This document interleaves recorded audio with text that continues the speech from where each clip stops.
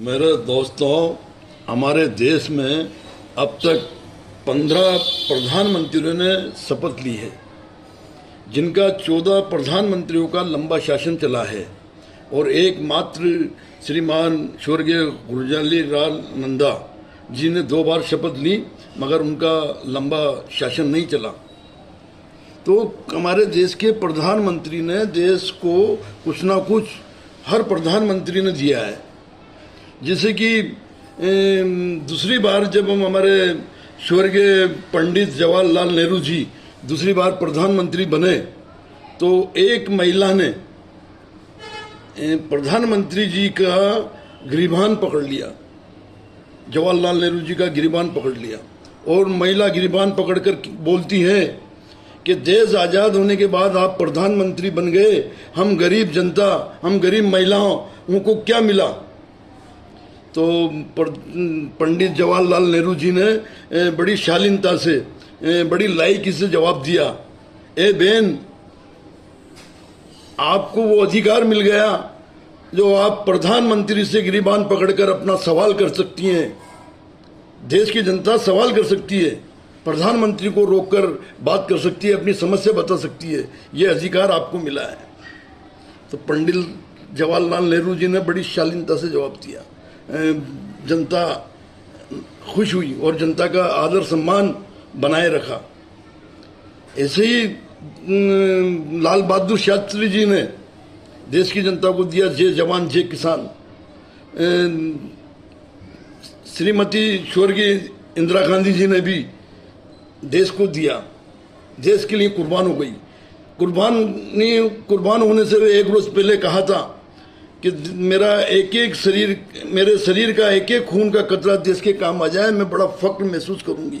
और वाकई जैसा कहा था वैसे ही कर दिखाया, देश के लिए कुर्बान हो गई। राजीव गांधी भी देश के लिए कुर्बान हो गए। राजीव गांधी ने कहा था कि देश की बुनियाद के लिए हम किसी भी ताकत के सामने नहीं झुकेंगे और किसी ताकत से समझौता नहीं करेंगे, देश की बुनियाद के लिए, देश की एकता अखंडता के लिए।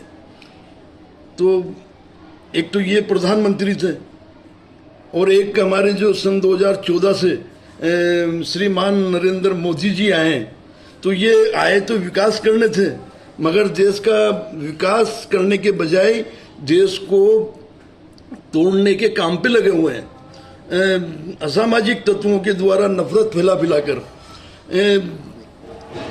हिंदू मुस्लिम करके मंदिर मस्जिद यानी सांप्रदायिक माहौल खड़ा कर दिया है इन्होंने देश के अंदर।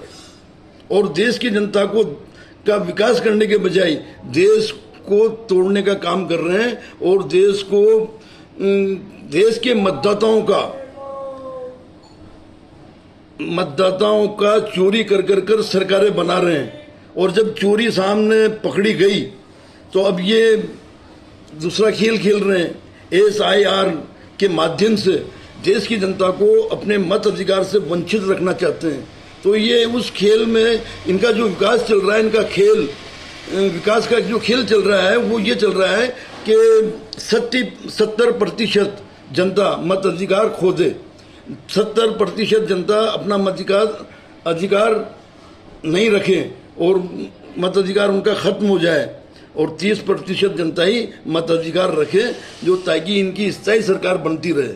ऐसा खेल खेल रहे हैं, यानी देश को देने के बजाय देश की जनता से छीन रहे हैं अपना अधिकार। यानी देश मौलिक अधिकार है, मत अधिकार, मौलिक अधिकार, वो मौलिक अधिकार छीन रहे हैं।